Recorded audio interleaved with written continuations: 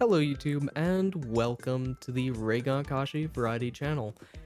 Today, we're going to be talking about a map I made for my friend Nikita. He messaged me and asked me if I could make him a mob arena that was Sakura themed. So, that's exactly what I've done. This is going to be covering my second attempt at this. That's because the first attempt, the file got lost, so I had to do it twice. We begin our map on a desert. Trust me, this is normal stuff. So I use sand in order to smooth out the bottom and really just get a nice natural landscapey shape for the base of my cave. Once I had a shape I was happy with, I wanted to move on to the walls. The walls, I used yet another brush as a taller cylinder to try and build up the height of the walls around the building. This looked really ugly, and no amount of smoothing was about to fix it. So I deleted everything and started again. My second attempt on the walls was a lot more interesting. So I started off by creating an outline all the way around the sand in the places I wanted the cave to end. And I tried to think of some small features and the like I was going to add in the future, where I was going to put them and shape the walls accordingly to that. After I had the shape of the walls, I created a ring all the way around that I could then copy elsewhere. So I created a new platform off to the side and put this ring on it. Now this is where things get a touch wacky, because I took the little layer I had and I put it in the air. Specifically, I went 28 blocks up. Then I took sand, or rather gray concrete powder, same effect, and I built my way up towards those walls. So I built it until it fit the shape of that outline. Of course, this created a sort of bowl, and I got to shape that bowl, and I took even a smoothing brush to it. And I smoothed out the walls. Later, I raised the walls a little bit higher, and I brought it up. I smoothed it out, and it made this really nice and clean bowl shape. Now, I took this shape, I turned it to stone, and then I took the bowl, and I just kind of flipped it on top of the desert. Well, sort of. I put it a few blocks above the desert, 5 or 6 blocks over it, and I did that just so that I could put some more sand in between just to connect them in. And I used that sand in order to brush the area around it, or use a smoothing brush. I don't know why I just called it brushing. I did that so that I could use a smoothing brush to smooth out that transition between the bowl and the bottom. It ended up working incredibly well and just creating this very smooth and natural shape. So the cave was actually kinda done in shape. At this point, I wanted to go ahead and get the correct blocks in just so that everything felt correct. So I put together and used a command that mixed together stone, cobblestone, mossy cobblestone, and andesite, all into one little blob that went all over it. And yeah, it actually looks pretty nice. I think it already is taking its shape as a proper cave. The next thing we need though is a little bit of sunlight, because it's a touch dark in here, so I ripped a hole in the roof. The idea is I wanted to make it look like at some point the ceiling of this cavern collapsed in on itself and created this opening up top. So I tried to add these sort of jagged edges and the like throughout the hole in the top, and it would slowly expand, but overall, it was at a good place. The next feature I added for the cave was a nice little pillar. I had set a spot out for it earlier, just didn't mention it, but I needed to make the pillar itself. So I created another platform on which to make the pillar. So I just used a cylinder brush, made it increasingly smaller, so I had this kind of spike shape. Then I went on top of it, copied the spike, flipped it on top of itself, and I had a shape that funneled down, then funneled back out. I had a little bit of an hourglass shape. After a little bit of manual touching up, the little pillar was ready to be put in, so I used a G mask set to air so that I wouldn't destroy the environment, and I went in and I pasted the pillar. In the spot I made for it, it honestly looked really nice. Of course, it took some touching up, but it created a nice kind of oval formation in the cave and also created a really comfy pocket in the corner where I stuck a campfire later. Overall, it just looked wonderful. Everything was coming along a lot faster and a lot better than I was expecting. So with the entire cave kind of done, I was ready to put the tree in. So the tree, I did a couple of funky things. I started out making it out of brown concrete because I wanted to replace it later, but that was really distracting, so I just put in the cherry wood and worked on it from there. I tried to make nice branches and really floof the tree out. I made the leaves from sakura leaves, pink concrete, and pink stained glass, which was real funky. Not the only funky blocks though, because I also used nether brick in order to add slabs and stairs to the base of the tree to really try and give it some shape. With that, the tree was done, so I plopped it in. And it looked a little out of place, so I created another command to just scatter some pink wool, pink concrete, and the like all across the ground, as well as getting some pink carpets, as well as putting some pink carpets. That's hard to say. Try it yourself. I dare you, okay? It's actually difficult. As well as putting some pink carpets around the area. I'm getting distracted. Okay. Let's move on from the tree. I started work on the vines, and this is potentially my favorite part just for how satisfying it was to put them in, at least the way I did it. I created a command that mixed together oak, birch, and mangrove while leaving about 40% of the space as air. Then I set my G-mask to air once more so the brush would not paint over the stone and destroy the cave walls. And then I just did some brush strokes and it just created leaves. It was beautiful. You just hold right click, drag along, and there's a vine and it looked good.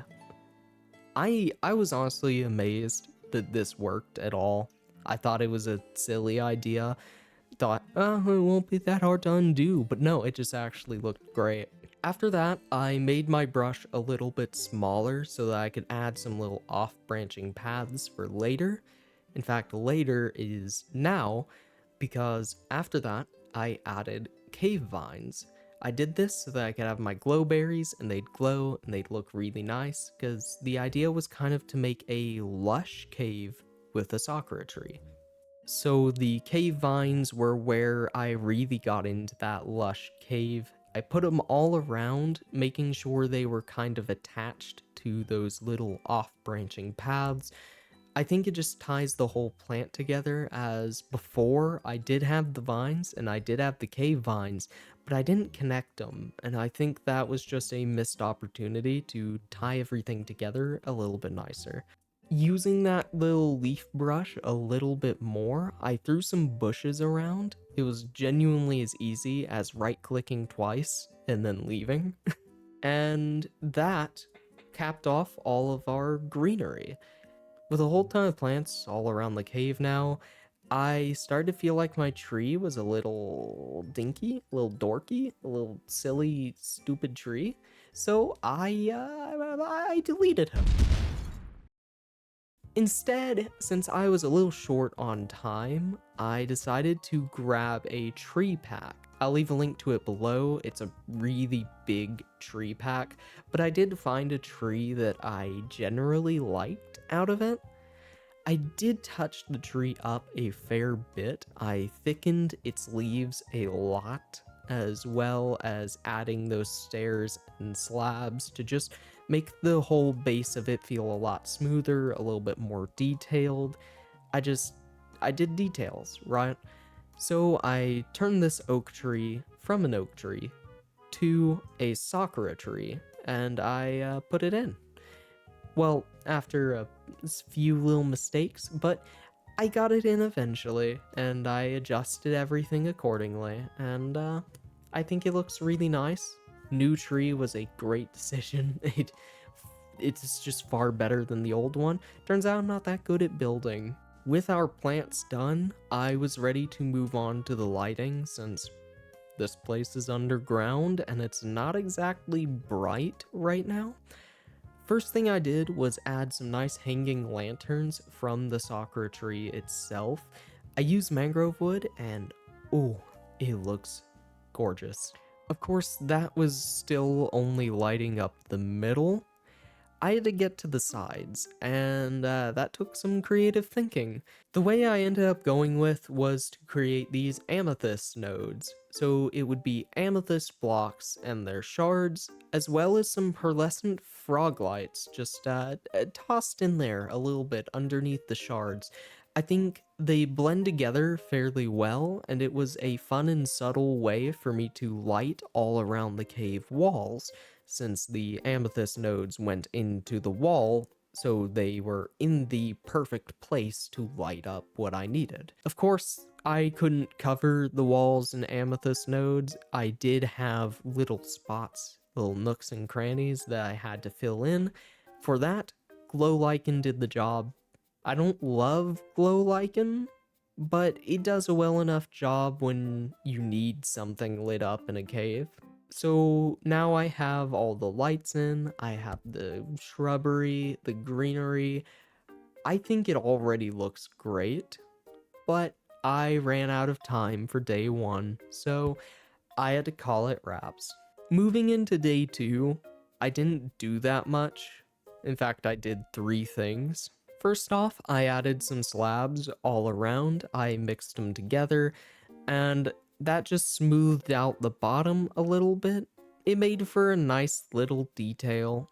I had some little clay lakes around from the lush caves. I think they do look really quite nice in the setting. They're just really pretty. And when you just lather moss all over it, it blends pretty well with the rest of the map and just adds a really nice little spot to it. It is really interesting how, despite being a relatively small location, you can really pack a lot of points of interest throughout a place like this. We have the little campfire nook, we have the tree itself, and we have the little lakes. I think it makes a lot of interesting little points to focus on, each with their own things going on, despite all being in a relatively small place. Anyway, the last thing I added on day 2 was these torii gates. Well, one torii gate, and it sucked. I deleted it later. We don't need to talk about it. Day 3, good torii gate. I made a nice torii gate, and it looks so much better. So we put those around. I ended up placing 4 of them in total.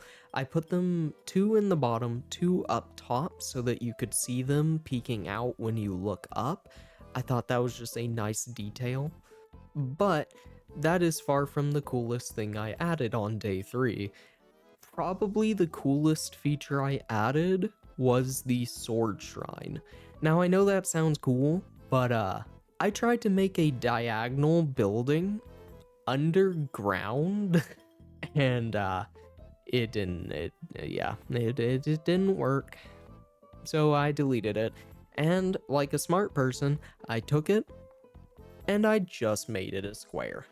So I worked on that square for a little bit. I tried to get the right kind of shape for it, but once again, I was getting hung up on the roof. So I deleted it again. So now I tried making a little deep slate tile platform because I thought that might look interesting. I really like deep slate tiles, so surely they would work very well for this. Anyway, I tried making the little platform and I stuck the warrior sword into it, and no, I still didn't like it, so I got rid of that too. What I ultimately settled on was a lot more subtle, but I think it's a lot cooler just in its subtlety. Rather than having a shrine per se, I decided to instead have a mound of loose soil where they had supposedly been buried, and atop the soil, I had their sword. It's partly inspired by, say, the graves from Berserk of the Band of Hawks. I think that was incredibly cool looking, and it just makes for an interesting visual. The idea that the only thing marking this person's death is the sword they left behind. After that, I added a little flag. I started with a skull and crossbones, but this looked really silly, so I made it a flower, and I think the flower looks very nice, and it just ties into the whole setting really well. Speaking of the setting, outside is still a big flat slab of stone, not a very cool setting, so I went and I made another desert so that I could turn it into grass and the like. You know how the story goes by now. I textured the ground, I made everything smooth and nice, and once that was all ready, I was ready to put some trees up top. I just copied the other tree. In fact, I actually found a use for my little tree I made earlier because I put two of those in as well. It didn't need to be a lot up top, it just needed to be enough to where it looked like there was a lot up top, since of course you're mostly seeing this place from underground, so it's limited what you're able to see out of the hole. As long as it looks like there's a forest up there, there might as well be a forest up there. Anyway, finalizing the build, I started to put in my flora. I started with //flora 60, and that just covers the ground with grass, right? It looks a little bit ugly, but I took that grass and I did another replace command with it.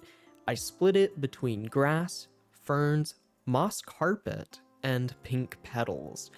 That whole combination just scatters stuff across the ground. It really adds a lot of overgrownness to the whole area. It overall makes it actually really pretty.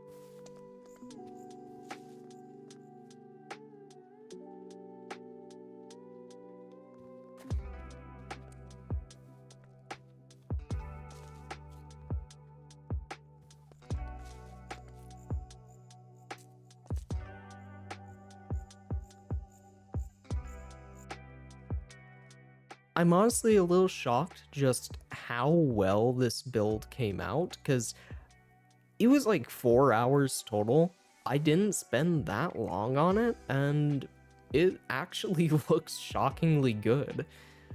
Anyway, with the build complete, I packaged it up, sent it over to Nikita, and yeah, I believe he was happy with it.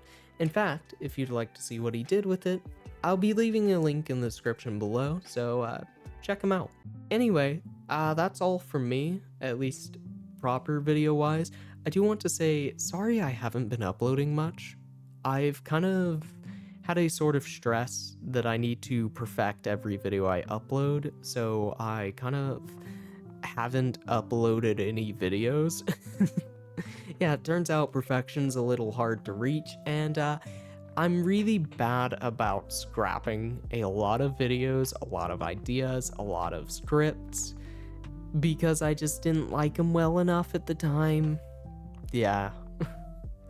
I'm going to try and start uploading more videos, just pushing myself to actually create something and put it out here.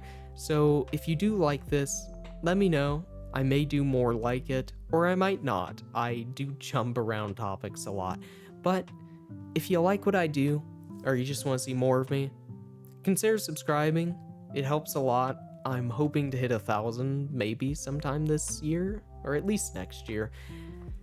Anyway, with all that out of the way, I'd like to say thank you all so much for watching, and I'll be seeing you dudes in the next one. Peace.